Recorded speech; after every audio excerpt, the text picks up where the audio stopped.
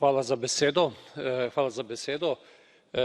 Danes govorimo o stanju gozdov v Evropi in vsi vemo, da so gozdovi pljuča, naša pljuča, da imajo zelo pomembno vlogo pri ponoru ogljika, prav tako, da je v lesnih izdelkih pravo skladišče tega toplogrednega plina.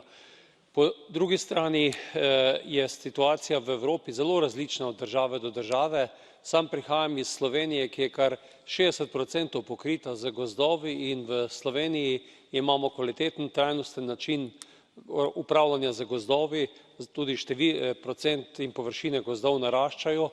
So pa naši gozdovi prav tako kot drugi občutljivi na številne vplive okolja, od požarov, vplivov zaradi snegoloma, posledic zaradi podlubnikov, zato rabimo okrepiti ta sektor in v programu razvoja podeželja, prav tako v LIFE programu, Horizonu zagotoviti primerna sredstva, da bomo lahko tudi kvalitetno in odgovorno upravljali z gozdovi v prihodnje.